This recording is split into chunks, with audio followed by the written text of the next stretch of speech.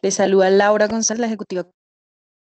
Esta capacitación va dirigida a todos los enfermeros, médicos, bacteriólogos y en general de los que prestan. Por favor, para esta capacitación, silenciar sus micrófonos y apagar sus cámaras para no tener interrupción. Estamos escuchando, Laura, como entrecortado. Certificado de asistencia.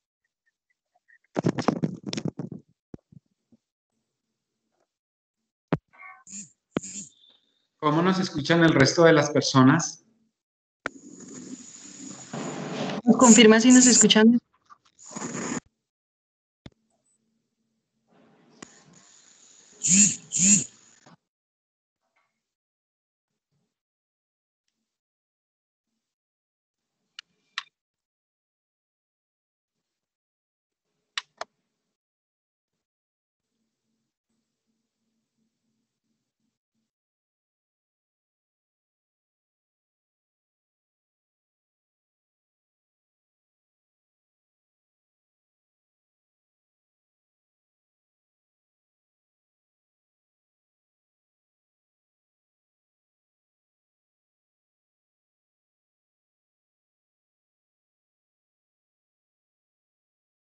Laura, te perdimos, no te estamos escuchando. Me dicen que me escuchan a mí bien y a ti no te escuchan. Quisieran saber cómo nos están escuchando todas las personas.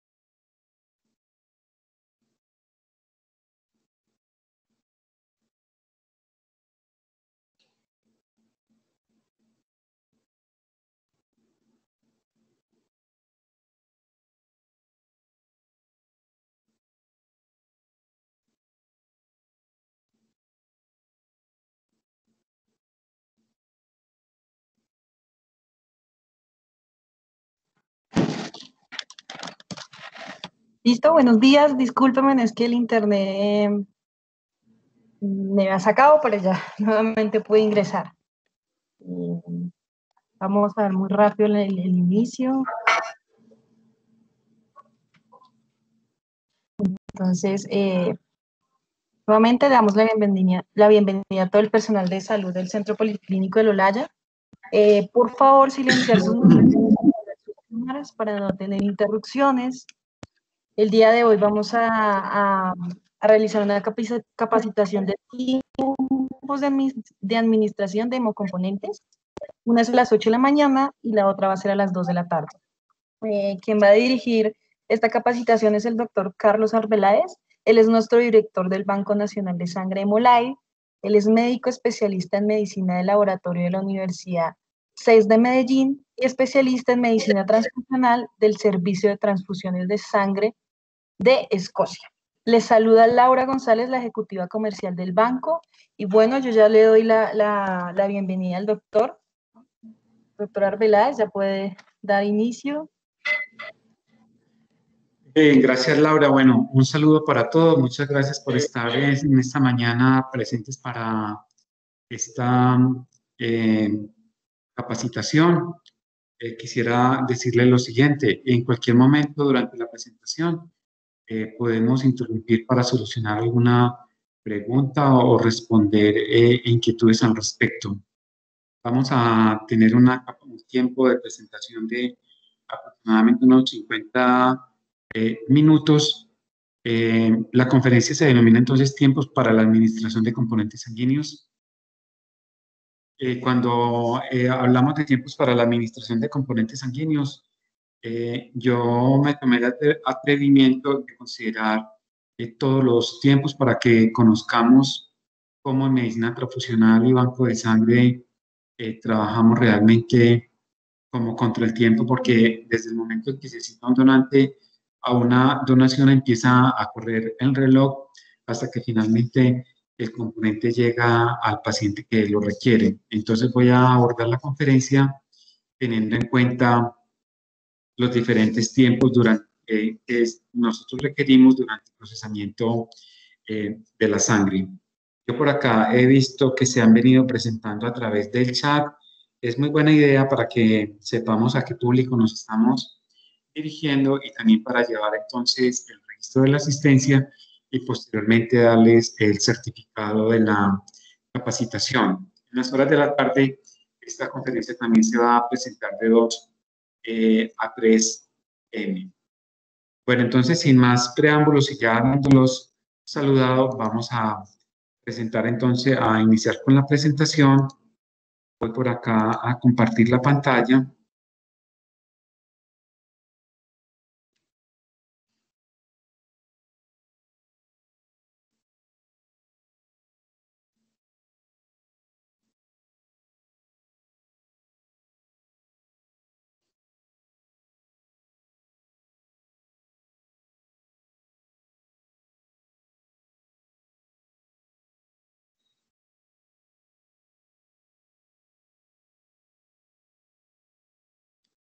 Laura, y me informa si se está viendo ya entonces la presentación, por favor.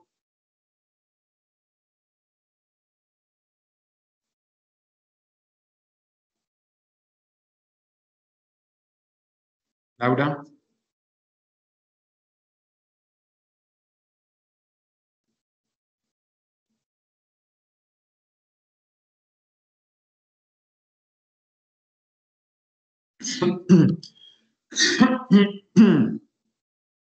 ¿Alguien de los asistentes me informa si están viendo la presentación, la primera diapositiva? Sí, señor. Sí, señora, ahí se ve.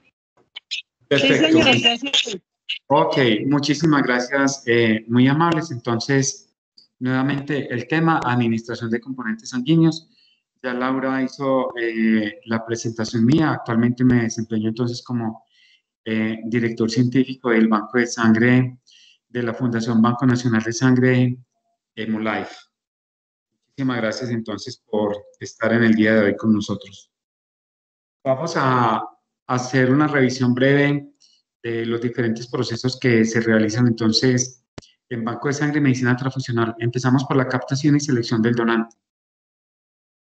Recuerden que se debe realizar una promoción a la donación de sangre. Idealmente, para nosotros captar los donantes, lo mejor es que tengamos donantes que sean voluntarios habituales. Lógicamente siempre habrán donantes nuevos, pero la idea es uno tratar de tener un grupo de donantes conocidos para que la captación del donante sea mucho más fácil. Se pueden citar con anterioridad. De esto ya conocemos su historia clínica, cuáles son los riesgos a los que han estado expuestos. Entonces, de esa manera nosotros vamos como aligerando el tiempo de tal manera de que el proceso de la promoción a la donación sea mucho más fácil. Y al igual que el diligenciamiento de la encuesta. No es lo mismo diligenciar una encuesta de un donante nuevo que un donante conocido. El donante conocido va a ya estar familiarizado con las preguntas y va a ser mucho más fácil responder el cuestionario. La encuesta de selección está dirigida tanto para proteger al donante como para proteger al receptor. Para proteger al donante, la idea es que el donante cumpla con unos requisitos de un buen estado general de salud, que sea mayor o igual a 18 años, que tenga su cédula de ciudadanía, un peso mínimo de 50 kilogramos. En el caso de las mujeres que tengan un valor de hemoglobina mínimo de 12,5 y en los hombres de 13,5 y que tengan sus signos vitales en buenas condiciones, o sea, una presión arterial dentro de los valores normales, o si la persona llegase a ser hipertenso, pues que sea un hipertenso controlado asintomático. Siempre le vamos a realizar al donante la hemoglobina o el hematocrito con el fin de valorar que la persona no esté presentando una anemia o por el contrario poliglobulia. Estos son los requisitos para proteger al donante y para proteger al receptor. Entonces, todas las preguntas que se hacen en el cuestionario que tienen que ver con si la persona se ha realizado recientemente cirugías menores, mayores, ha viajado a zonas endémicas para enfermedades transmisibles, por ejemplo, por mosquitos, y le han realizado procedimientos de acupuntura, si ha ingerido licor, sustancias psicoactivas, preguntas acerca de su vida personal, por ejemplo, con su pareja, preguntas con respecto a viajes al exterior y a qué países ha visitado, todo con el fin de asegurar de que la sangre sea muy segura, porque recuerden que esta sangre va para una persona que está enferma. Entonces, esos son los requisitos para proteger al receptor, asegurarnos de que la sangre sea segura en un 100%, ¿cierto? Bueno, hay algo muy importante entonces hablando de tiempos. ¿Cuánto demora entonces una realización de una flebotomía? Más o menos unos 8 a 10 minutos. En el proceso de selección del donante, cuando llenamos la encuesta, ahí nos vamos a demorar más o menos como 5 o máximo 10 minutos. Cuando nosotros tenemos personas que son invidentes, personas que no saben leer o escribir, pues nosotros los vamos a acompañar. Esto va a inferir un poco en los tiempos, pero por lo general un proceso de diligenciamiento de la encuesta, toma de signos vitales, puede llegar más o menos a durar unos 10 a 15 minutos y luego la realización de la flebotomía va a durar más o menos unos 8 a 10 minutos. Las flebotomías que son muy largas no son buenas para obtener las plaquetas, porque las plaquetas se van activando. ¿Qué es una plaqueta activada? Cuando la plaqueta se degranula y no sé si recuerdan que estos gránulos que se llaman gránulos alfa y gránulos beta son los que tienen los factores activadores de la coagulación, tienen el tromboxano A2, los factores de crecimiento plaquetario, y son los factores que van a intervenir entonces en la formación del coágulo. Por lo tanto, si una flebotomía dura más de 10 minutos, no va a ser bueno entonces para la obtención de las plaquetas. Luego de que la persona ha donado o al principio nosotros tomamos unas muestras. Esas muestras son para hacer las pruebas de inmunohematología, o sea, clasificación ABO, RH, rastro de anticuerpos irregulares, y las pruebas infecciosas que enseguida las vamos a ver. Y también nosotros debemos manejar e identificar las reacciones a la donación, que en términos generales son hipotensión por hipovolemia, la reacción vasovagal, puede haber entonces la presentación de hematomas en la piel, una punción arterial o punción de estructuras de tejidos blandos. Todas estas reacciones nosotros las manejamos de manera local. Cuando tenemos una reacción vasovagal o una hipotensión por hipovolemia, debemos aislar al donante preferiblemente, y hasta que la persona no esté en muy buenas condiciones, nosotros no lo vamos a dar de alta del sitio de la donación, porque tenemos que asegurarnos de que la persona salga en muy buenas condiciones. En términos generales, ¿cuánto tiempo demora entonces una donación de sangre de principio a fin, desde que la persona entra al sitio de la donación hasta que sale? Más o menos unos 25 a 30 minutos. Incluyen entonces, de manera resumida, el diligenciamiento de la encuesta, la toma de los signos vitales, la toma de la hemoglobina o el hematocrito, luego viene la donación y finalmente viene entonces el obsequio, pues, de un refrigerio como un acto de agradecimiento.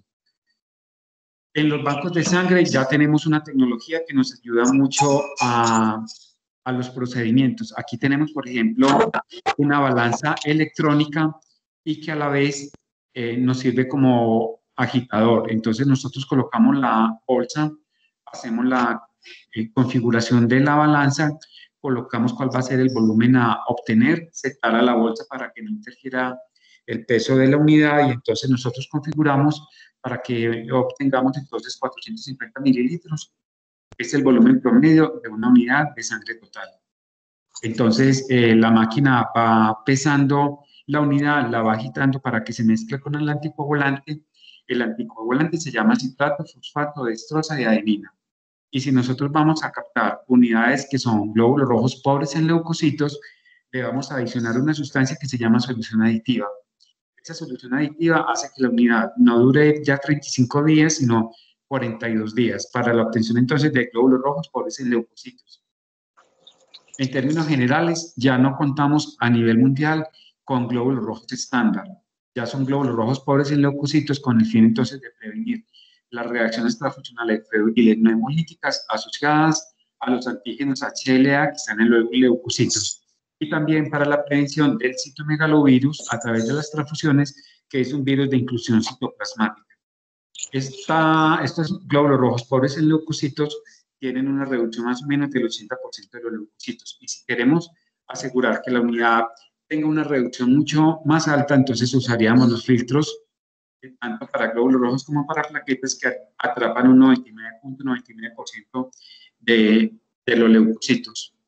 Existen también estos otros ciclos que podemos obtener de un donante 2 unidades de glóbulos rojos. Este procedimiento, ¿cuánto va a durar en promedio? Más o menos unos 30 a 45 minutos. Las personas que llegan a este tipo de procedimientos son donantes ya conocidos, donantes en los cuales previamente nosotros le hemos hecho las pruebas de tipo infeccioso para asegurar que esta unidad sea entonces negativa. Son unidades que son dedicadas, por ejemplo, para pacientes que requieren transfusiones a repetición. Entonces, de un solo donante obtenemos 2 unidades de glóbulos rojos, menos sensibilización a los antígenos de los glóbulos rojos, menos sensibilización a los anticuerpos que están presentes en el plasma. Finalmente, vuelvo y les digo, el procedimiento dura más o menos 30 a 45 minutos. Estas son máquinas que son portátiles, se pueden llevar a los sitios de campañas extramurales. Cuando llega entonces el final de la donación, entonces la idea es que nosotros tengamos un donante que esté tranquilo, que conozca el procedimiento, no que esté con el dolor, manifestando como inconformidad con la donación. Hay que recordar que la donación sí tiene un punto que es la causa del dolor. Cuando nosotros insertamos la aguja a través de la piel, se produce ahí un momento de dolor, pero pues es algo pasajero y en ningún momento debe ser una punción de tipo traumática. La punción es traumática, podemos obtener entonces la presencia de glóbulos rojos en el plasma y entonces el plasma, cuando nosotros lo vamos a fraccionar, va a tener una apariencia rosada dependiendo de la cantidad de glóbulos rojos que haya salido en el momento de hacer la venopunción. Por eso son punciones que son muy fijas, muy finas y muy seguras para que causen el menor traumatismo a la persona y el grado de hemólisis en el componente sanguíneo. Al fondo ven las muestras que nosotros obtenemos entonces de los donantes. Son dos muestras, son dos tubos, un tubo de tapa roja y un tubo de tapa lila. El tubo de tapa roja nosotros vamos a obtener el suero y ahí hacemos las pruebas que son de inmunohematología y de serología, y en el tubo tapa morada hacemos las pruebas también para inmunohematología, o sea, lo que es la hemoclasificación, el rastreo de anticuerpos irregular, y en las pruebas, en el tubo tapa roja que obtenemos el suero, vamos a hacer las pruebas de inmunoserología, que me había como equivocado ahí en ese momento. Observamos ahí todos los materiales que utilizamos, las bolsas, la pelotica para hacer entonces el movimiento de la mano para ayudar a la extracción de la sangre. Y cuando nosotros hacemos la donación, por lo general colocamos más bien brazaletes de los tensiómetros más que colocar torniquetes, porque el torniquete produce una presión a nivel de los vasos y puede haber un grado de hemólisis. Entonces es mejor usar un tensiómetro a 40 milímetros de mercurio. Al final de la donación, siempre damos un refrigerio, dependiendo de la hora del día. Son los tipos de refrigerios. En las horas de la mañana principalmente un refrigerio caliente, al mediodía entonces ya un refrigerio más fresco, en las horas de la tarde ofrecer, por ejemplo, frutas. Dependiendo de los bancos de sangre, pues se van a ofrecer diferentes tipos de refrigerios para darle ese agradecimiento a la persona que está con nosotros. Cuando tenemos donantes, por ejemplo, para féresis, que la persona se queda con nosotros hora y media, 2 horas, pues el refrigerio ya va a ser en las horas de la mañana, por ejemplo, un desayuno, una media mañana, al mediodía va a ser un almuerzo. Esta es una fotografía real hace unos buenos años de parte de la Cruz Roja, donde observamos pues una persona ofreciendo café y unas galletas. Y aquí esta diapositiva es muy importante.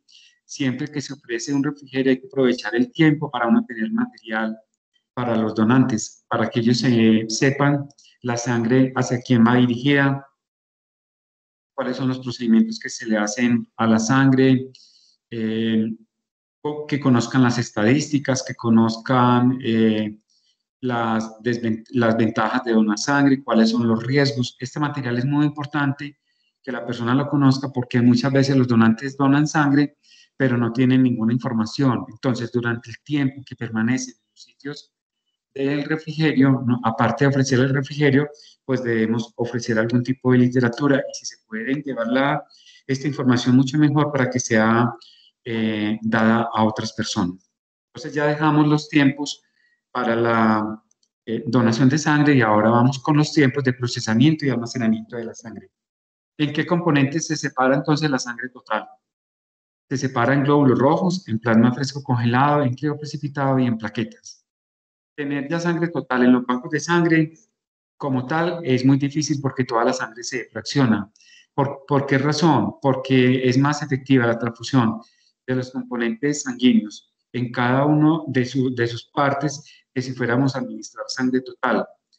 Recuerden, los glóbulos rojos portan antígenos, el plasma porta anticuerpos. Entonces, dependiendo de la patología que tiene el paciente, pues lo más adecuado es que se administre el componente que se requiera.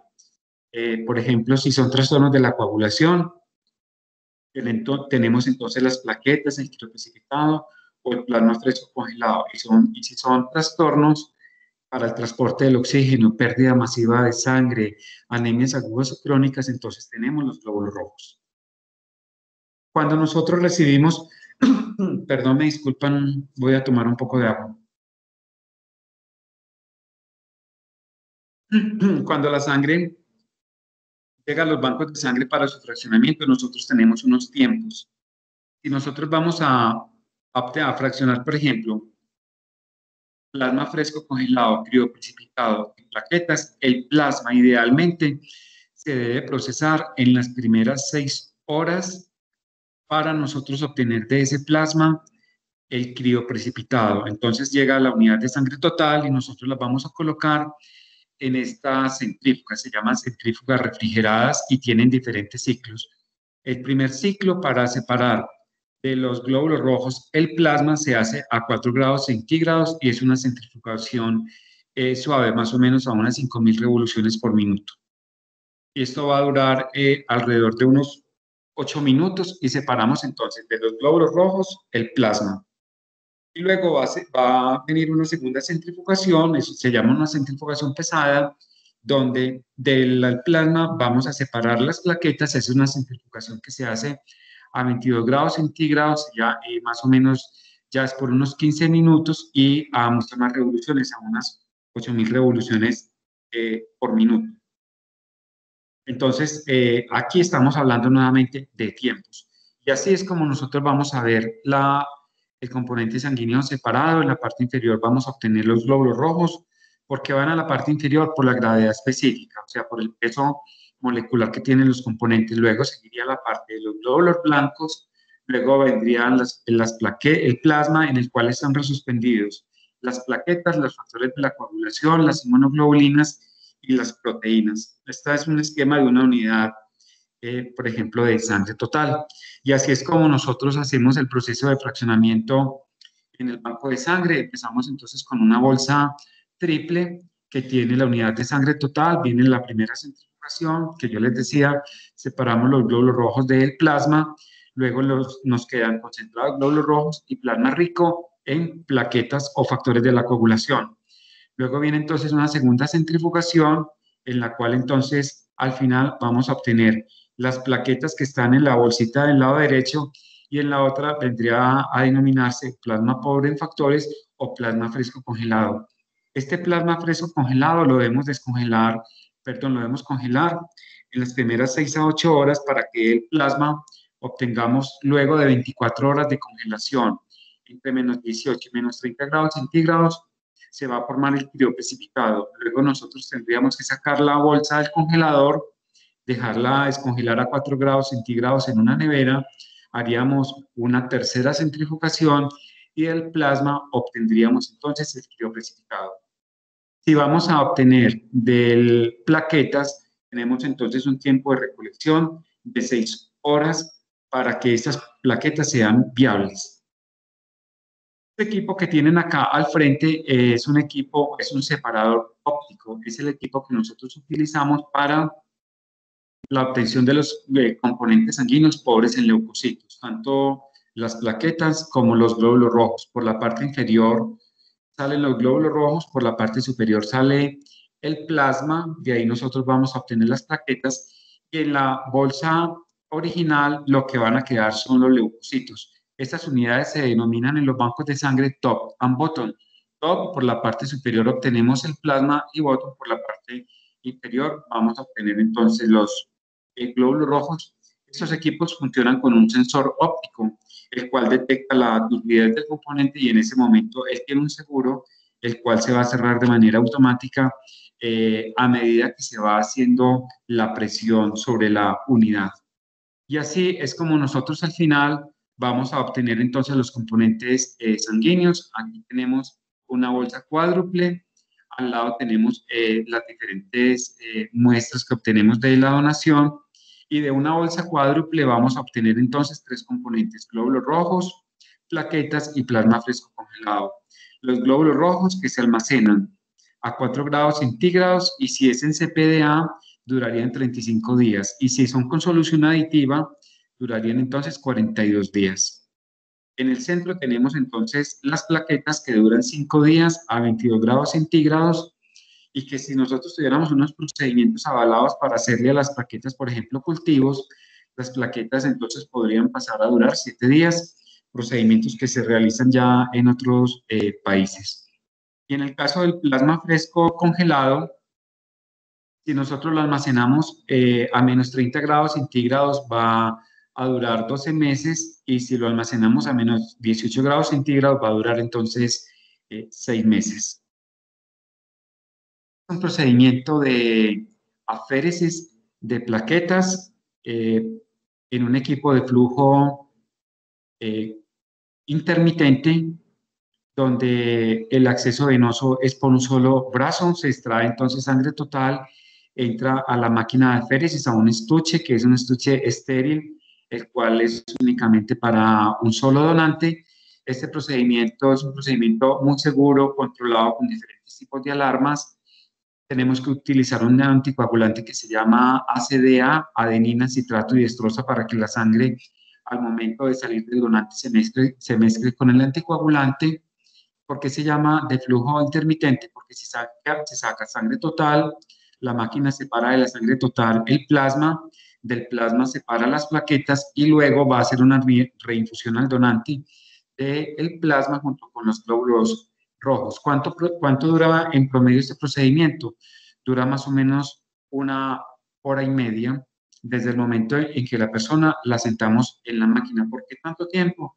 Porque tenemos que primero hacer la instalación del equipo, luego hacer la configuración de la máquina, ingresamos unos parámetros como son el recuento de las plaquetas, ingresamos la hemoglobina del hematocrito, el equipo hace un cálculo de cuál es la volemia del paciente y dependiendo de la volemia va a ser la duración del tiempo. Entonces, a mayor número de plaquetas, el procedimiento va a durar menor tiempo. Lo ideal es que los donantes tengan un recuento mayor o igual a 150.000 plaquetas por milímetro cúbico. Entre más plaquetas, pues va a ser mucho mejor porque el componente va a ser más eficiente para los pacientes que lo van a recibir.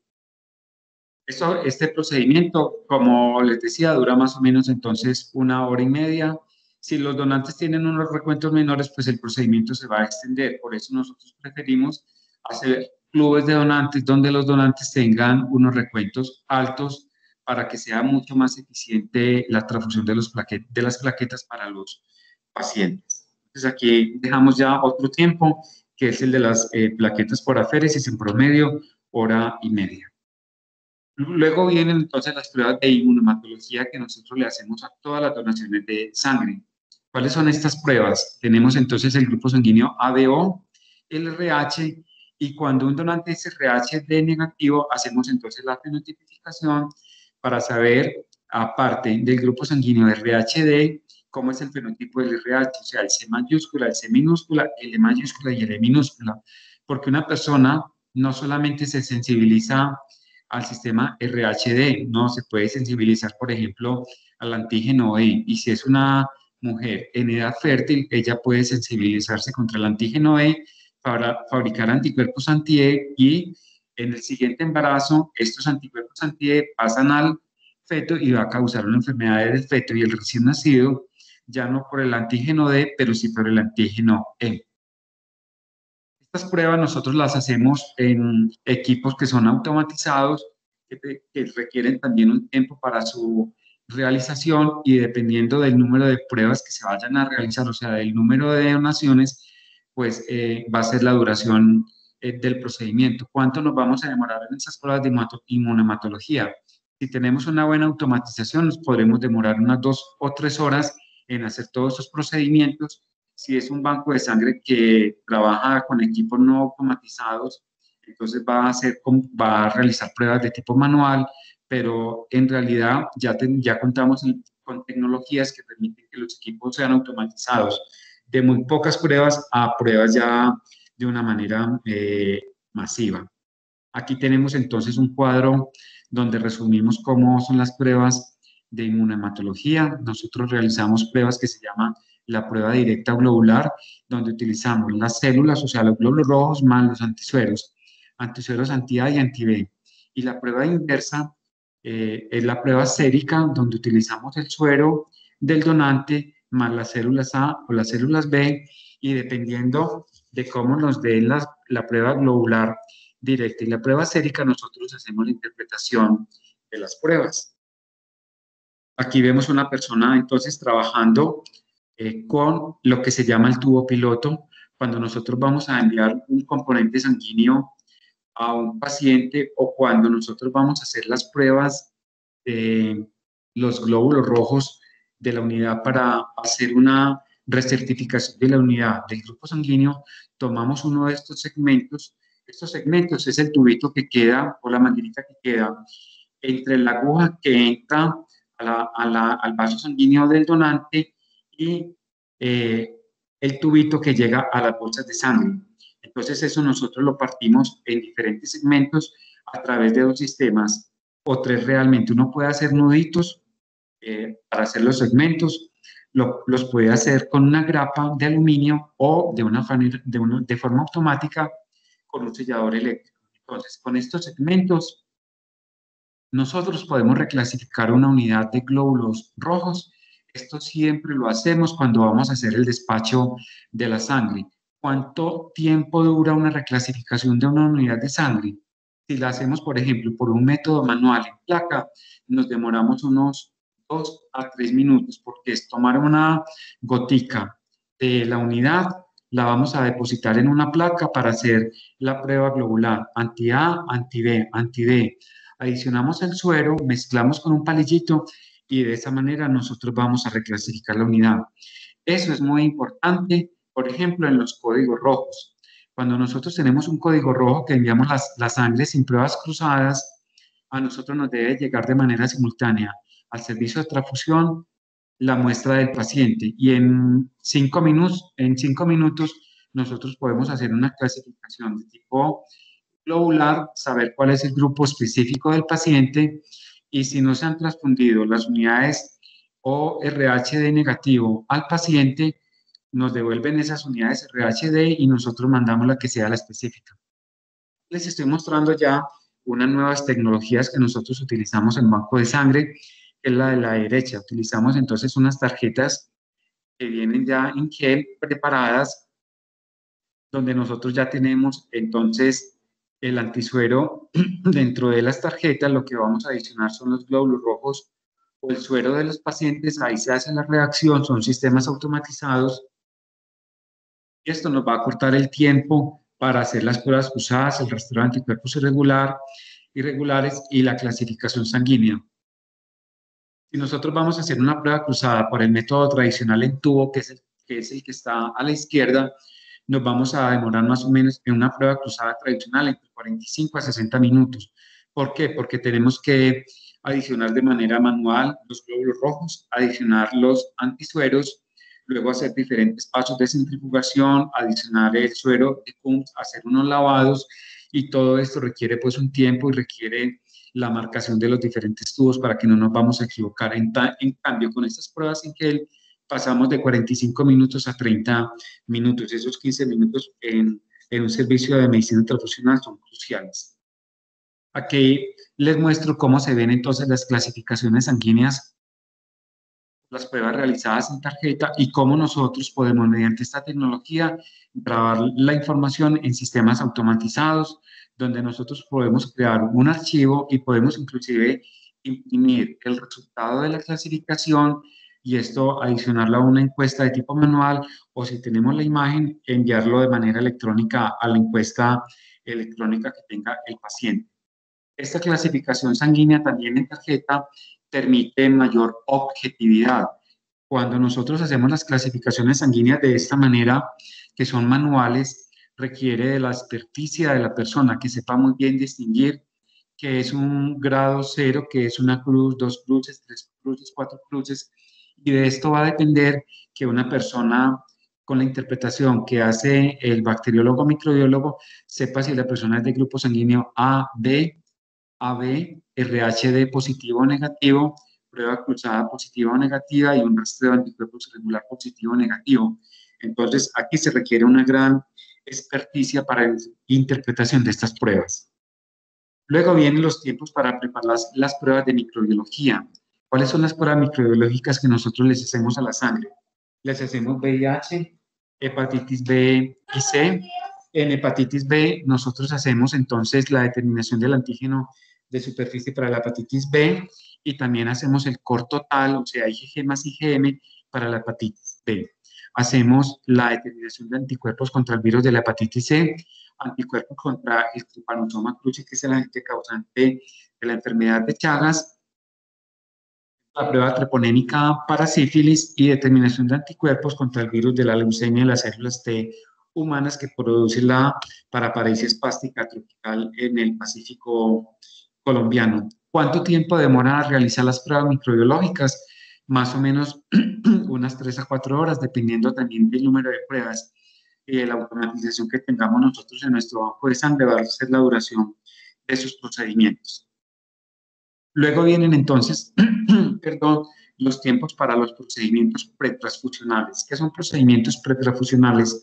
Todo lo que antecede a la transfusión sanguínea en un paciente. Entonces ahí tenemos la solicitud de transfusión que realiza el médico tratante, los requerimientos que tiene que llevar esta muestra para que llegue al servicio de medicina transfusional, las pruebas de laboratorio que nosotros le vamos a realizar a la sangre, cómo vamos a seleccionar la sangre para la transfusión, que tenemos que hacer la prueba de compatibilidad ABO y RH entre la unidad y el paciente, los tiempos que se requieren para la preparación del paciente y finalmente el envío de la sangre. Con respecto a la solicitud de transfusión, el tiempo que se va a requerir para realizar una solicitud de transfusión realmente no va más allá de unos 5, digamos, a 10 minutos, y hay que tener en cuenta que la solicitud puede ser realizada de forma manual o de forma automatizada. De forma manual, pues yo tengo que coger un documento, llenarlo y a toda esta información, la identificación del paciente, nombres completos, el número de la historia clínica. Aparte del número de la historia clínica, está entonces la cédula de ciudadanía, tarjeta de identidad o el número de pasaporte, cédula de extranjería. ¿Cuál es el componente requerido y la cantidad solicitada? ¿Cuál es la impresión diagnóstica? Es diferente la impresión diagnóstica a la indicación de la transfusión. Impresión diagnóstica, por ejemplo, una insuficiencia renal crónica. Indicación de la transfusión, anemia. Impresión diagnóstica, shock hipovolémico. Indicación de la transfusión, hemorragia aguda. Entonces, para nosotros eso es muy importante porque dependiendo de la impresión diagnóstica, nosotros vamos a entender por qué cuando obtenemos los resultados de inmunohematología, vamos a encontrar, por ejemplo, discrepancias sanguíneas. ¿Qué es una discrepancia sanguínea? Cuando hay una diferencia entre la prueba globular y la prueba sérica. Entonces, por ejemplo, en los niños menores de 4 meses, nosotros solamente hacemos la prueba globular, porque si hacemos la prueba sérica, vamos a detectar en el suero son los anticuerpos de la mamá.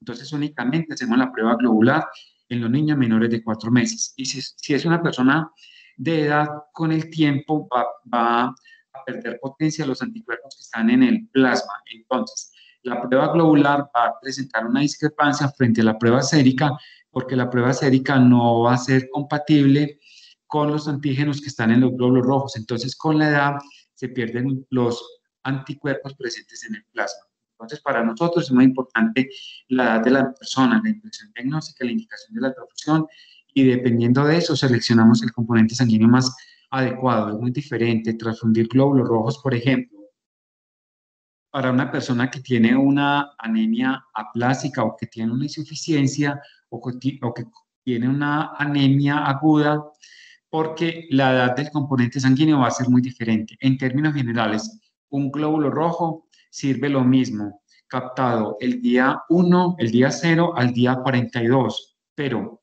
preferimos, por ejemplo, para las transfusiones intrauterinas, para las exsanguinotransfusiones, sangre que vaya hasta máximo el día número 7. En el caso, número 7 del día captado. Y en el caso de pacientes que tienen anemias crónicas, preferimos componentes sanguíneos que sean de menos de 21 días. Pero si uno tiene un componente sanguíneo de 35 días o de 42 días, es perfectamente viable. En términos generales, no hay sangre que uno diga que es vieja o que no va a servir. Por eso sacaron las soluciones aditivas para prolongar el tiempo de duración de los glóbulos rojos, que va hasta 42 días. Entonces, que quede presente en todos los asistentes de que la sangre es viable del día 0 al día 42. Fecha, firma y sello y registro del médico tratante responsable de la transfusión. Una cosa es el médico responsable de la transfusión, que ordena el componente sanguíneo al médico que está presente en el servicio en el cual el paciente va a ser transfundido. Es muy importante, perdón, que la letra sea legible para que en el momento en que tengamos que hablar con el médico tratante, pues nosotros saber a quién nos vamos a, a dirigir. Aquí tenemos entonces una muestra de un paciente y la solicitud de la transfusión. Tenemos que comparar los datos que hay en la muestra del paciente con los datos de la solicitud. Y si la solicitud es electrónica, también lo debemos hacer. Entonces, aquí también tenemos tiempos. Tiempos para la solicitud de la transfusión, tiempo para hacer la verificación. Requerimientos de las muestras. Las muestras deben llegar a una adecuada identificación del paciente, el número de la historia clínica, la fecha en que fue recogida y las iniciales, preferiblemente, o la firma, si cabe, del flebotomista. Pero si ya nosotros tenemos código de barras, en un código de barras iría toda la información. Entonces, ¿cuánto tiempo nos va a tardar a nosotros generar un código de barras si estamos en un servicio? Pues nos va a demorar, no sé, 10, 15 segundos, porque es la interfase que hay entre el computador que maneja una solicitud electrónica conectado a una impresora de código de barras. Entonces aquí nuevamente la tecnología ayuda bastante, pero tampoco uno se demora mucho llenando una etiqueta de un tubo que se debe llenar al lado del paciente para evitar entonces confusiones a la hora de tomar las muestras de los pacientes de manera simultánea. Y recuerde que siempre hay que confirmar la solicitud que uno está diligenciando con los datos del paciente. ¿Cuánto tiempo nos estamos demorando acá? Digamos que son unos 4 a 5 minutos Si es un procedimiento manual o si es un procedimiento electrónico, pues será mucho más corto. Venimos ahora entonces, a ver que esto no me está pasando, con los requerimientos de las muestras que le vamos a tomar a los pacientes. ¿Cuánto nos vamos a demorar tomando una muestra de estas? Pues hay que preguntarle al paciente cuál es su nombre, para verificar que efectivamente esa sangre ordenada a ese paciente, pues sí coincida con los datos del paciente. Tenemos que identificar una web, una en hacer la desinfección de la piel, colocar ahí sí un torniquete para la extracción de la sangre, usar unos guantes. Entonces, ¿cuánto tiempo nos vamos a demorar en esto? Más o menos unos 4 a 5 minutos también. Y es muy diferente tomar suero, tomar plasma. Si tomamos suero, pues no vamos a tener de pronto la interferencia con el anticoagulante si no es bien mezclado, porque se pueden formar eh, microcoágulos o apilamiento de los glóbulos rojos que se llama rouleau, y esto lo podemos interpretar nosotros como falsos positivos. En lo posible, evitar hemólisis al momento de la toma de la muestra, y el volumen de la muestra que nosotros vamos a obtener entonces de los pacientes va a ser más o menos de unos 5 a 10 mililitros en los pacientes adultos. Si son pacientes pediátricos, van a ser más o menos entre 2 y 5 mililitros. En promedio, en los niños utilizamos realmente, son más que todo 2 mililitros. Preferiblemente que sean muestras que no tengan hemólisis, ¿sí? Porque esta hemólisis interfiere con la interpretación de las pruebas de laboratorio. Requerimientos entonces de las muestras. Importante que nos anoten por favor la historia de la transfusión, si la persona ha recibido transfusiones anteriores y cuándo recibió la transfusión, porque es muy diferente una transfusión recibida hace muchos años a una transfusión muy reciente. ¿Por qué es importante la historia de la transfusión y el tiempo? Porque hay anticuerpos que pueden ser adquiridos después de una transfusión sanguínea, perdón, anticuerpos que se fabrican y al momento de nosotros hacer las pruebas cruzadas, identificamos que la prueba cruzada es negativa o el RAI negativo, pero luego de la transfusión resulta que se le vuelve a ordenar sangre al paciente y el paciente da una prueba cruzada positiva o un RAI. Y resulta que hay ciertos sistemas antigénicos que en el tiempo pierde como potencia ese estímulo antigénico y la carga de anticuerpos disminuye en la persona. Ahí tenemos sistemas como el RH, el KIT, el TUFI, que con el tiempo disminuye esa carga antigénica o la respuesta a los anticuerpos, y entonces las pruebas las interpretamos como negativas, pero más o menos a las 2 semanas ya ver, o si la transfusión fue de varios componentes sanguíneos, esos anticuerpos van a estar presentes. Y para nosotros también es muy importante la historia de los embarazos, porque acuérdense que los embarazos también producen sensibilización a través de la sangre que pasa del feto hacia la placenta y de la placenta hacia la madre. Entonces, para nosotros esa historia de las transfusiones también es muy importante porque nos va a servir para la interpretación de las pruebas de laboratorio y saber el por qué una prueba cruzada, un rastreo nos da positivo. ¿Por cuánto tiempo se almacenan las muestras que nosotros les tomamos a los pacientes una vez son transfundidos? 7 días a temperatura de refrigeración, pero separadas las muestras. El suero en un tubito, una prueba con un tubito con anticoagulante por aparte, y si son, y los tubos pilotos de las unidades de sangre también los almacenamos en otro tubito. Eso almacenado entre 1 y 6 grados centígrados. ¿Por qué es muy importante? Porque hoy, si hoy tomamos una muestra y hoy no va a ser transfundido el paciente, sino, por ejemplo, mañana o pasado mañana, el paciente no se requiere volver a sangrar. Pero si el paciente tuvo una transfusión, por ejemplo, en los últimos 3 meses, o tuvo un embarazo, entonces estas muestras no se pueden almacenar más allá de 7 días. Y si una persona fue transfundida en el día de hoy y va a requerir una transfusión en 2 o 3 días, en 3 días, por ejemplo, sí se requiere tomar una nueva muestra. ¿Por qué? Porque los pacientes fabrican anticuerpos luego de las transfusiones sanguíneas. Entonces, nosotros recomendamos acá lo siguiente, que si hoy un paciente es transfundido y mañana va a requerir una nueva transfusión, es mejor que esa sangre para hacer nuevamente una prueba cruzada y un rastreo de anticuerpos irregular. Y si un paciente no es transfundido durante un periodo de 7 días, estas muestras a nosotros nos van a servir, pero hay que tener en cuenta de que haya pasado un tiempo mayor a 3 meses, tanto de embarazo como de una historia de la transfusión, porque estas muestras podrían revelar lo que el paciente puede fabricar durante esa semana que no fue transfundido. Entonces, para que eso quede muy claro. También es muy importante almacenar los segmentos de las unidades porque si hay una reacción transfusional y la unidad fue descartada del tubo piloto de la unidad, nosotros podemos reclasificar la unidad y saber si efectivamente hubo o no una reacción transfusional por la unidad de sangre que fue transfundida al paciente. En términos generales, si vamos a transfundir glóbulos rojos, se requieren pruebas cruzadas, pero si vamos a transfundir plasma, crioplaquetas, no se requieren pruebas cruzadas, pero preferimos que los componentes sanguíneos sean ABO y RH compatibles. Si el plasma y el crio y las plaquetas no son ABO y RH compatibles, no hay problema si se trata de una transfusión de manera urgente. Esto porque es muy importante, porque en la medida en que yo transfundo un paciente con más componentes plasmáticos, que son estos, el plasma líquido de las plaquetas, en el plasma hay anticuerpos. Esos anticuerpos podrían llegar a causar una hemólisis, pero en términos generales, transfundir plasma, crioplaquetas, en muy raras ocasiones va a causar hemólisis.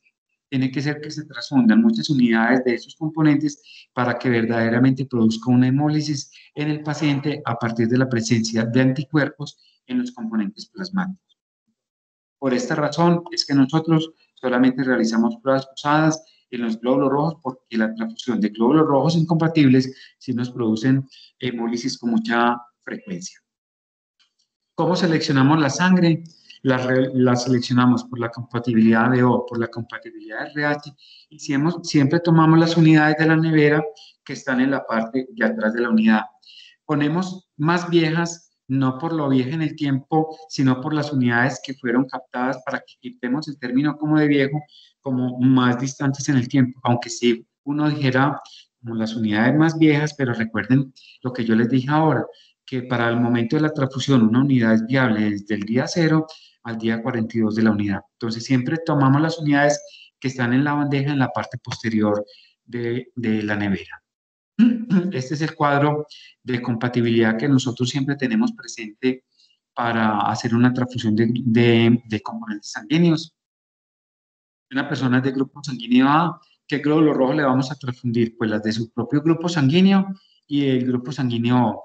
Y si vamos a transfundir plasma, componentes plasmáticos, pues su propio grupo sanguíneo más el grupo sanguíneo AB. Entonces, en glóbulos rojos, el grupo sanguíneo O le dona a todos y en plasma el AB es el que le dona a todos.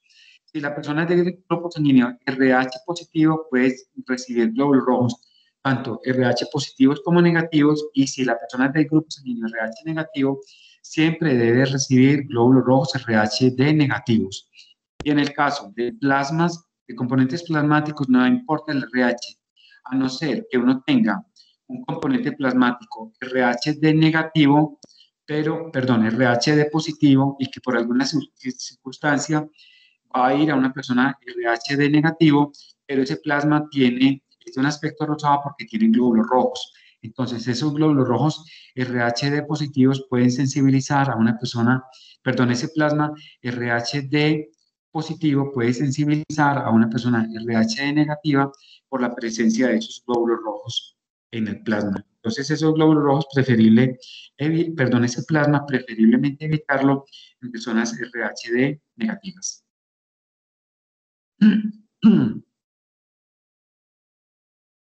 Esta es otra forma de interpretar el cuadro de la compatibilidad de los grupos sanguíneos. Si vamos a transfundir sangre total, tiene que ser el ABO idéntico al del paciente.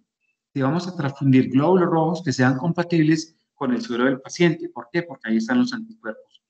Si vamos a transfundir productos plasmáticos que sean compatibles con los glóbulos rojos del paciente. ¿Por qué? Porque ahí están los antígenos. Y finalmente podemos transfundir plaquetas plasma y crioprecipitado incompatibles, pero recuerden que en la medida en que sea mayor el volumen, puede producir hemólisis ocasionalmente. ¿Cómo nos damos cuenta de que hubo un grado de hemólisis? Pues uno puede hacer un CUMS directo positivo y sabe que la persona se sensibilizó a los anticuerpos presentes en el plasma.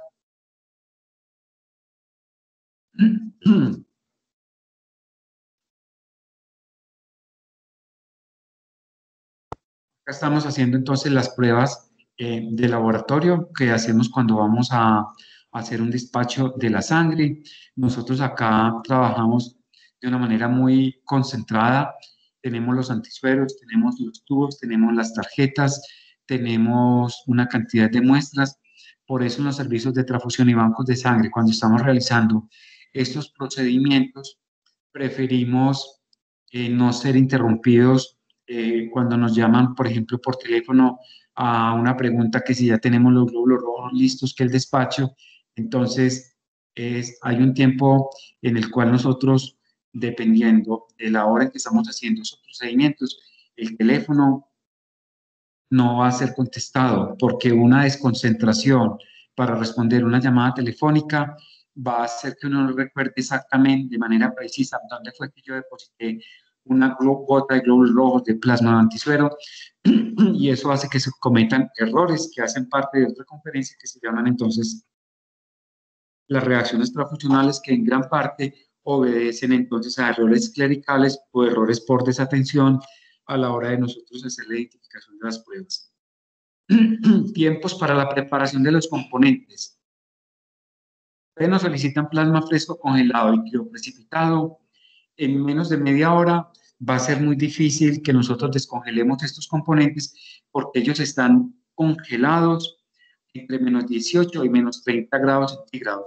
Aquí nosotros necesitamos de unos equipos especiales que se llaman descongeladores de plasma o baños serológicos, y estos equipos funcionan con un agua que es circulante de tal manera que facilitan el procedimiento. Si es un baño circulante, si es un baño serológico, no tiene movimiento, por lo tanto, entonces el tiempo va a ser un poco mayor y no debemos introducir más de 3 componentes a estos equipos porque la temperatura va a aumentar, entonces el descongelamiento va a durar más tiempo. También existen unos equipos especializados, unos hornos microondas, pero prácticamente esos equipos ya no se usan porque esto lo que causaba era lisis de los componentes sanguíneos e inactivación de ellos. ¿A qué temperatura se descongelan estos componentes? Entre 30 y 37 grados centígrados. Cuando descongelamos el plasma fresco congelado, luego de descongelado, este plasma nosotros lo podemos reintegrar a una nevera, pero va a durar 24 horas. ¿Por qué? Porque lo que el plasma tiene son factores lábiles de la coagulación. Nosotros no podemos volver a congelar el plasma fresco. Estaba congelado, entonces lo almacenamos a entre 1 y 6 grados centígrados y el tiempo de duración va a ser de 24 horas. Sea que se utilice en el mismo donante o en el otro, o en otro donante, va a ser 24 horas y luego descongelado lo vamos entonces a descartar para el proceso posterior, que es la incineración. Si descongelamos crioprecipitado, van a ser 6 horas en refrigeración. Luego de este tiempo, si no se transfunde, también lo vamos nosotros a descartar. Si son glóbulos rojos congelados, debemos remover el crioprotector y va a durar entonces 24 horas luego de que le quitemos entonces ese crioprotector. Tenemos nuevamente los procedimientos para hacer las pruebas de laboratorio. Miren los segmentos, tenemos ahí un guardián. Estos son procedimientos que son muy cruentos porque al momento de yo cortar los segmentos, pues entonces va a haber salpicaduras, por eso trabajamos con batas que son manga larga, con guantes, con mascarilla, con tapabocas preferiblemente. Aquí había una imagen que era esta, donde la persona no tenía guantes. Ella en ese momento está haciendo la dispensación de suero en las tarjetas. Idealmente, esta persona debe tener ahí los guantes. Cuando yo hablé con esta persona, porque esta es una fotografía pues real, ella me decía, no, es que este es un procedimiento donde nosotros estamos haciendo la dispensación de los sueros en las tarjetas de Enkel, pero esto ya está pues reevaluado y lo ideal es que se haga entonces con guantes por el riesgo laboral. Aquí tenemos todo el procedimiento desde que nosotros realizamos nos llega una solicitud electrónica por el sistema, entonces tenemos la secretaria que recibe una orden por el computador, luego entonces la auxiliar de laboratorio llama al servicio para hacer una verificación de datos que encontró en esta solicitud, sea electrónica o de manera manual. Luego viene el bacteriólogo que hace de una manera cruzada el chequeo de esa solicitud de transfusión, donde verificamos los datos.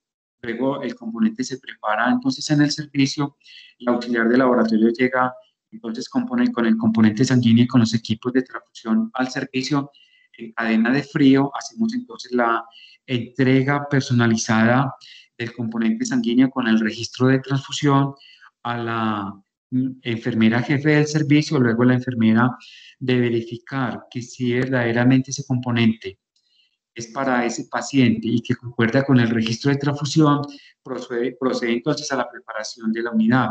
Se va al lado de la cama del paciente con la unidad, con el equipo de desinfección, prepara entonces el equipo de transfusión, lo inserta con guantes inserta la espiga a uno de los puertos de la unidad, lo va a colocar en el atril, controla la velocidad de la administración y posteriormente va a diligenciar el registro de transfusión.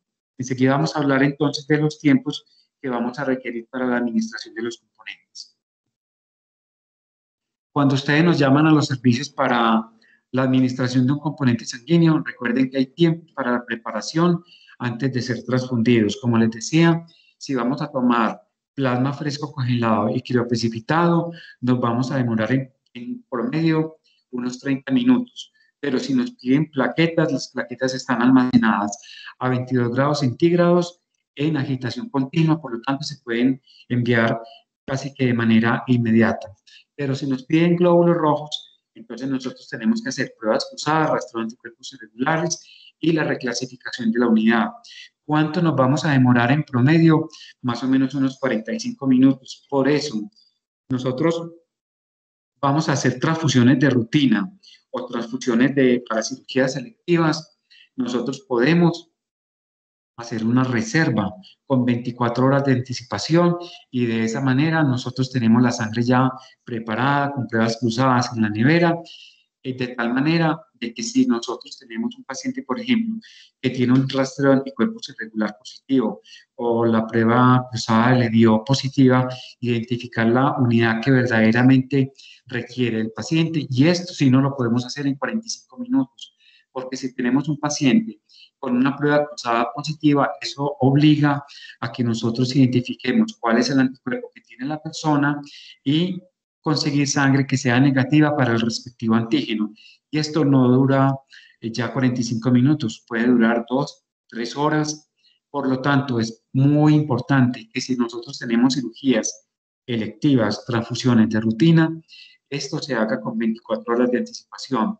Y si se trata de un código rojo, nosotros podemos tomar glóbulos rojos o RH-D negativos, que siempre lo deben tener tanto los servicios de transfusión como los bancos de sangre, para que tomemos estas unidades que nos llevan pruebas cruzadas y se envíen de forma inmediata al servicio donde se presenta el código rojo.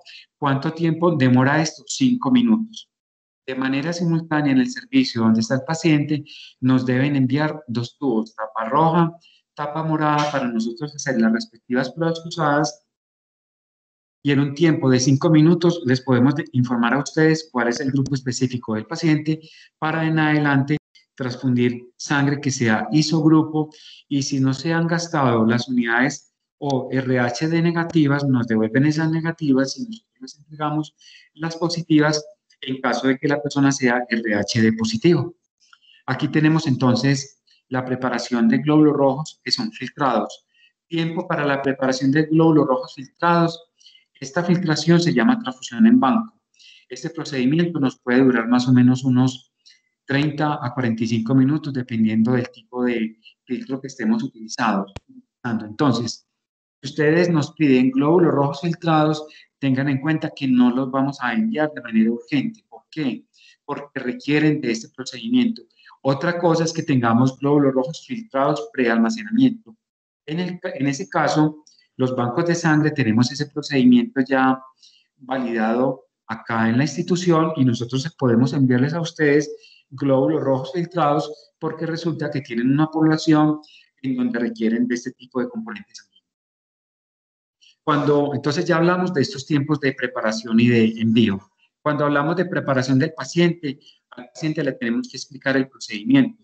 Puede que se trate de un testigo de Jehová y que rehúse a la transfusión.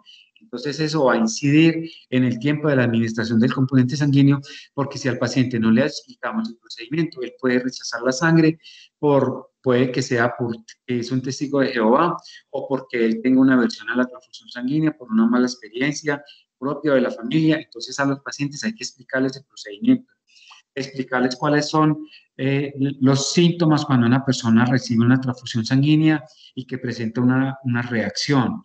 Hay que evaluar el acceso venoso, cuál es la mejor vía para colocar entonces la aguja. Hay que revisar la historia clínica nuevamente porque hay historia de reacciones transfusionales, historias previas, embarazos, y si hay historia de reacciones previas, entonces nosotros tomar la decisión en ese momento. Si el componente no era, por ejemplo, filtrado, de que sea filtrado. ¿Por qué? Porque tiene una historia de reacciones transfusionales febriles no hemolíticas ocasionadas por la transfusión de glóbulos rojos o de plaquetas que van con los leucocitos, y eso tiene el riesgo de producir una sensibilización a los antígenos HLA, o puede ser una reacción de tipo alérgica a la transfusión del plasma, al cribo o a las plaquetas. Por lo tanto, nosotros, si es un paciente conocido, hacer una premedicación con un antihistamínico. El envío de la sangre nosotros no lo vamos a realizar hasta que los pacientes estén listos en el servicio. ¿Esto qué significa? Que si un paciente tiene una transfusión sanguínea, pero él tiene pendiente una tomografía, una resonancia, un procedimiento de tipo invasivo, entonces ustedes nos deben avisar cuando el paciente ya esté listo o bañado, que haya desayunado, almorzado, porque muchas veces el paciente está en ese momento en un procedimiento o está en su procedimiento de cambio de sábana, le están haciendo, no sé, una endoscopia. Entonces, por favor, cuando el paciente esté listo, hay que confirmar siempre la identificación cuando lleguemos con el componente sanguíneo al lado del paciente. Inspeccionar la unidad para lo siguiente, para el aspecto, que no esté ni negra porque puede tener coágulos, que no esté muy roja porque puede ser la presencia de hemólisis. Aquí les hago una observación. Los glóbulos rojos pobres en leucocitos tienen un aspecto de un rojo muy diferente al del glóbulo rojo pobre. Es un rojo un poquito más, como más vistoso, diferente pues al color negro obviamente. Entonces hay que inspeccionar la unidad en su aspecto, que esté correctamente identificada, que esté íntegra, quiere decir que los puertos estén cerrados y que cumpla con la cadena de frío, o sea, que si es un glóbulo rojo, que no nos llegue caliente, porque puede haber sido sobrecalentado, porque se quedó mucho tiempo, por ejemplo, en la barra de un servicio o que se quedó en un mesón. Y si es el plasma frío congelado, el crioprecipitado que llegue a temperatura ambiente, y lo mismo las plaquetas. Recuerden, las plaquetas no deben llegar frías porque eso quiere decir que las plaquetas estuvieran en una temperatura no adecuada. Acuérdense que las plaquetas están a 22 grados centígrados. Tenemos un registro de información, sea manual o escrito, siempre registrar la información. Identificar cuáles son las agujas y catéteres más adecuados, los equipos de transfusión. Es muy diferente un equipo de transfusión para transfundir glóbulos rojos que para transfundir plasma o para transfundir plaquetas. Con el equipo que transfundimos glóbulos rojos, nosotros también transfundimos plasma, pero son equipos pues diferentes. Me refiero a que es el mismo equipo, pero no que se transfunden glóbulos rojos y con el mismo equipo transfundir plasma. No, se requiere un equipo por aparte. Y si vamos a transfundir plaquetas, hay un equipo especializado para transfundir las plaquetas. Es un equipo más pequeñito, lo vamos a reconocer. Él tiene como una llave de 3 vías, en donde por una vía es la espiga que va a la unidad, por otra vía es la espiga que va al paciente y por otra va a la jeringa. Entonces, para que ustedes lo sepan reconocer. Por lo general viene en una bolsita, en una cajita de cartón o si no en plástico, pero de manera individual. Entonces lo van a reconocer porque es un equipo 3 vías. También tenemos los filtros. Los filtros únicamente se utilizan para transfundir glóbulos rojos o plaquetas. Eso es muy importante y los filtros sirven solamente para una unidad, máximo 2 unidades, pero debe decir en el estuche filtro para 2 unidades de glóbulos rojos. Y en el caso de las plaquetas sirven hasta 6 unidades de plaquetas o una unidad de plaqueta por aféresis. Con respecto a los calentadores de sangre, hay calentadores de sangre que son especializados para tal fin.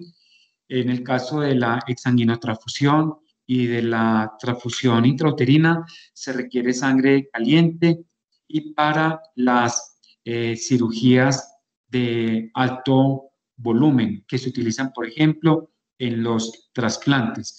En términos generales, la sangre no se calienta, a no ser que sean muchas unidades de sangre en muy poco tiempo. Vuelvo y le repito, solamente se calienta sangre para transfusión intrauterina, exsanguinotransfusión y transfusiones de alto volumen en pacientes que van a requerir un trasplante de órgano sólido.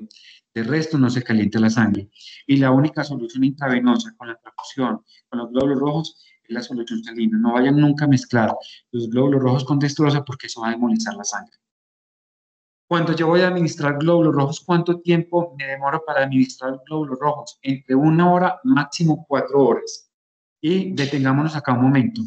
Si yo tengo un paciente con una anemia crónica, no debo transfundir una unidad tras otra unidad porque le va a ocasionar una sobrecarga de volumen, porque en términos generales los pacientes con anemias crónicas son normovolémicos. Entonces, en los pacientes con anemias crónicas que van a requerir glóbulos rojos, yo debo transfundir la unidad en un promedio de cada unidad de glóbulos rojos en un promedio de unas 3, máximo 4 horas.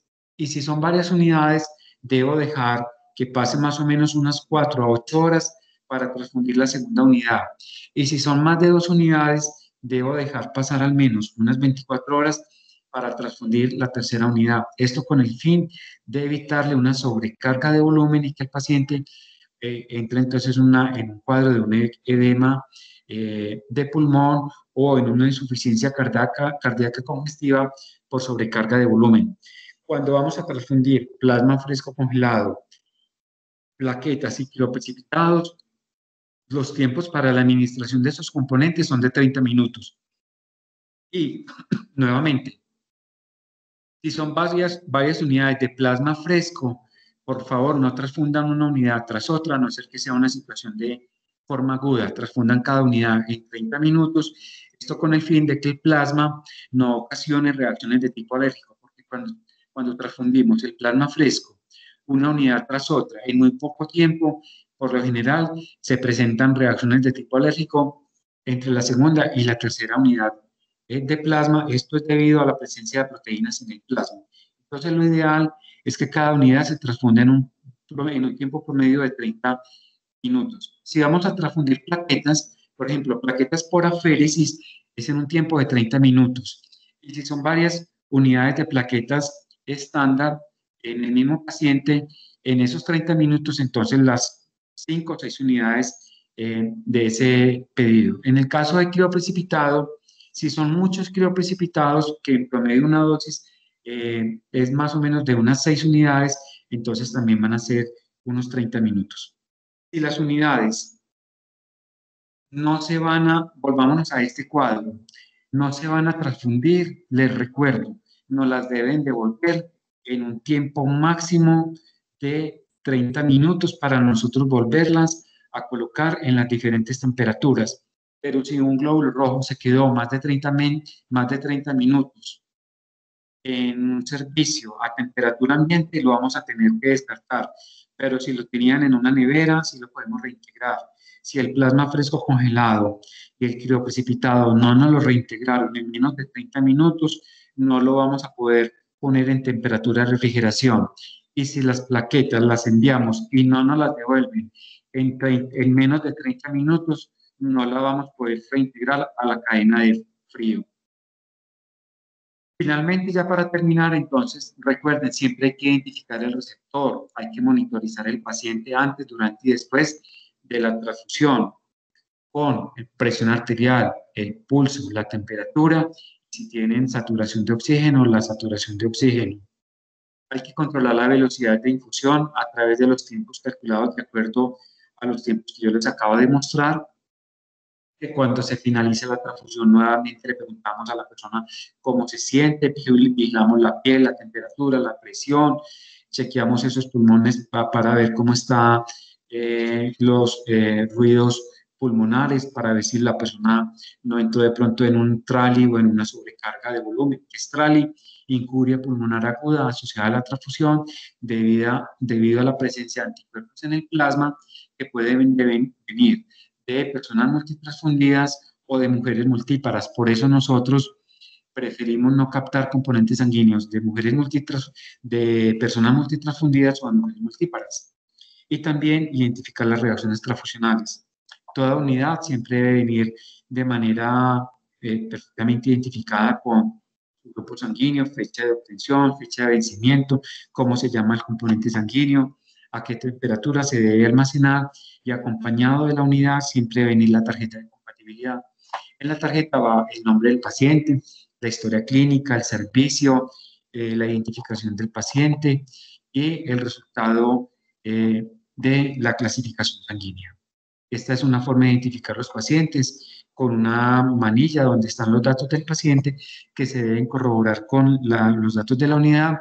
Para esto se puede hacer de manera manual o hay instituciones que tienen, por ejemplo, un identificador de código de barras donde le muestra la coincidencia entre la manilla del paciente y la unidad.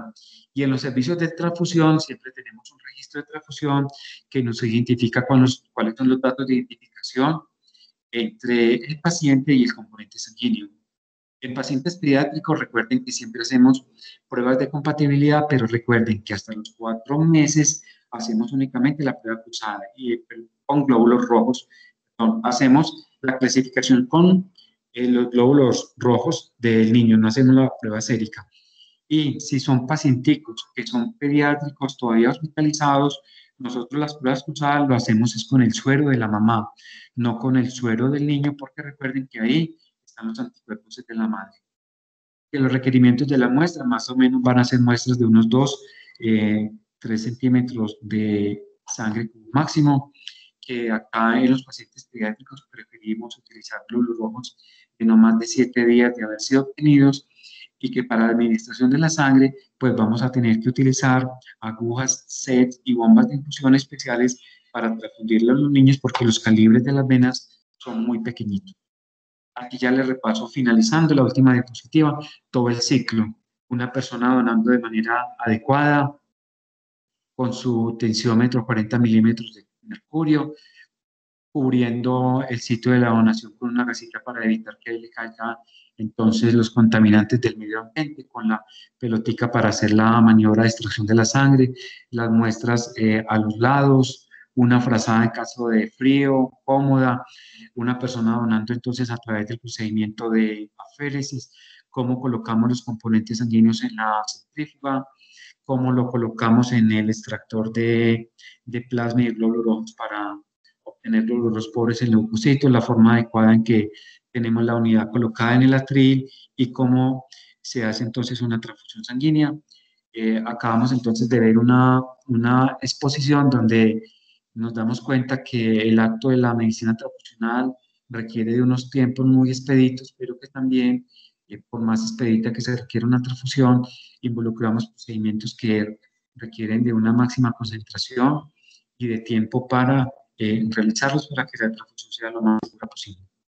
Esto es todo. Muchas gracias por su atención y si tienen alguna pregunta, pues con mucho gusto la resolvemos. Muy amables.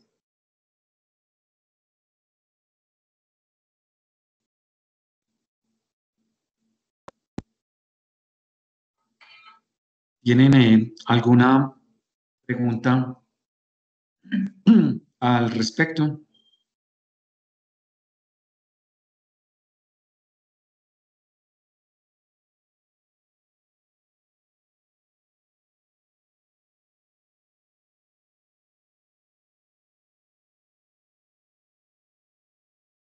¿Aló?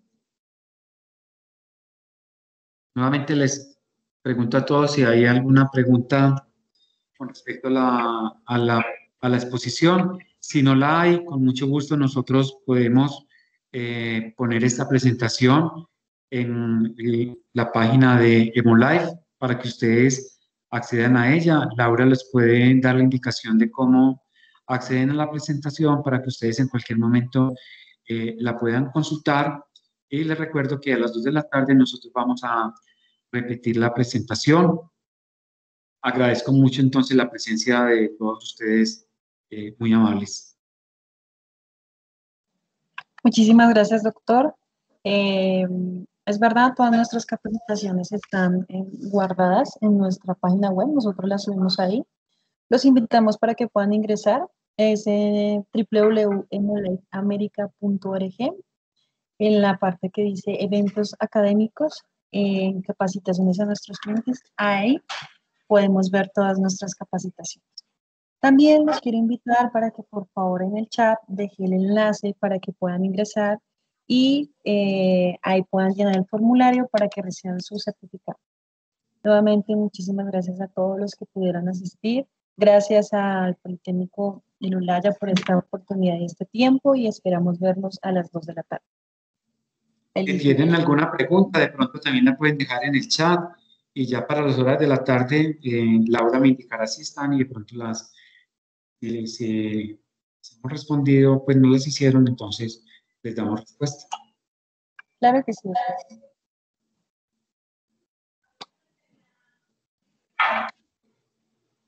Bueno, que estén muy bien, que tengan un buen día. Muchas gracias. Gracias. Muchas gracias, doctor. Con mucho gusto a todos, muy amables.